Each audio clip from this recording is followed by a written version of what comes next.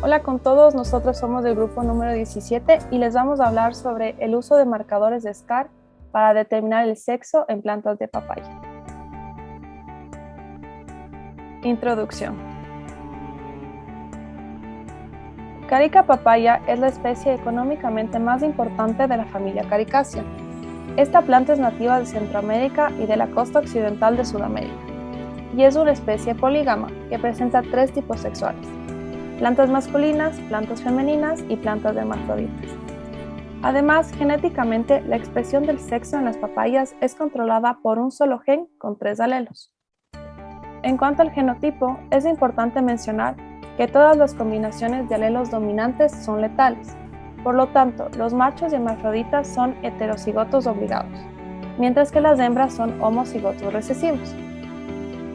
Por otro lado, se debe tener en cuenta que usualmente la determinación del sexo de la papaya no es posible antes de que la planta alcance el estado de floración, que ocurre alrededor de los 8 meses de edad.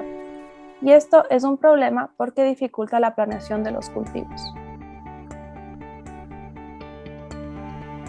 Tipo de marcadores. Para este estudio se utilizaron marcadores de SCAR, que son fragmentos de ADN amplificados por PCR utilizando primers específicos de 15 a 30 pares de bases. Específicamente para el análisis se utilizaron marcadores denominados SCAR T1 y W11. Entonces la razón por la que se usaron estos marcadores primero es por su alta especificidad, ya que al usarlos con especies cercanas como Vasconcelia, se pudo observar que usando estos marcadores no se obtiene ningún tipo de banda en la amplificación. Por otro lado, también viendo un poco la información que existe sobre estos marcadores, se puede ver que estos han sido amplificados a partir de secuencias ya conocidas de la papaya. Además, también los marcadores son rápidos y fáciles de usar, son fáciles de reproducir y requieren pocas cantidades de ADN molde para poder realizarlos. En cuanto a la metodología, lo que se hizo fue primero una extracción utilizando hojas jóvenes de plantas de 2 semanas. Recordemos que usualmente para identificar el sexo se debe esperar 8 meses para saber si es macho, hembra o hermafrodita. Por otro lado, después se hizo una amplificación multiplex, donde se usaron tanto los marcadores de SCAR T1 y el W11, y también una PCR donde se amplificaron estos fragmentos pero por separado. Después de estos análisis se corrieron en un gel de agarosa al 1%, donde los productos de la amplificación fueron teñidos con bromuro de etilio. Y finalmente se hizo el análisis comparando todo el resultado que arrojó el gel de agarosa y viendo cómo este coincidió o no con la literatura existente. Entonces esta es más o menos la imagen que se obtuvo de estos análisis, y aquí se pudo ver lo siguiente. Primero, en cuanto al marcador T1, que los machos, hembras y hermafroditas fueron amplificados, se amplificó la misma banda de 1300 pares de base. En los 3 grupos se observa la banda con el mismo tamaño. De ahí, cuando solo se amplificó este marcador W11, se pudo ver que en machos y hermafroditas se amplificó bandas de 800 pares de bases, mientras que en las hembras no se obtuvo ningún producto de amplificación.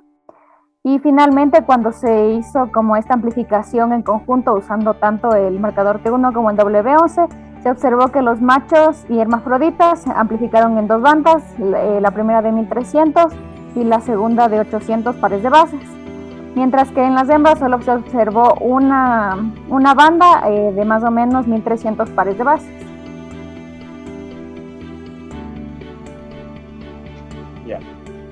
Conclusiones. Los resultados obtenidos con los marcadores SCAR T1 y W11 constituyen la base para el diseño de una metodología más rápida que permita la identificación del sexo en las plántulas de papaya de 2 semanas de edad en genotipos que son comercializados alrededor de todo el mundo. Al usar los marcadores SCAR T1 y W11 en una PCR multiplex, se logró diferenciar hembras de hermafroditas con una muestra de plantas provenientes de semilla comercial. Además, se comprobó que estos marcadores son específicos para Carica papaya, puesto que no amplificaron en especies relacionadas como las del género Vasconcelia, que ya fue mencionada anteriormente. Y también en esta metodología permitió seleccionar plantas macho y hembras que presenten características de resistencia a determinadas enfermedades y a plagas para ser usadas en programas de cruzamiento controlado. También debido a las similitudes genéticas encontradas entre machos y hembras, se realizó un alineamiento utilizando el programa BLAST. Con las secuencias obtenidas se encontró una similitud del 98% entre las secuencias de las plantas hermafroditas y las plantas macho. El 2% de diferencia que se encontró que resta corresponden a polimorfismos de una base, son los SNPs. Y por último, las limitaciones. Como no se logró diferenciar mediante los métodos antes mencionados a los machos de las hermafroditas, esto se considera una desventaja para programas de mejoramiento genético, solo en el caso de que los machos tengan características deseables en el mercado o en algún estudio específico que se desee realizar. Y por último, de manera general, podemos decir que el trabajo presentado abre las puertas para poder diseñar una estrategia práctica para la identificación de sexo en papayas para su distribución comercial. Esto es de gran utilidad para los productores agrícolas en las fincas, ya que podrían determinar con qué plantas se podría obtener un mayor rendimiento. Y listo, eso sería todo. Muchas gracias.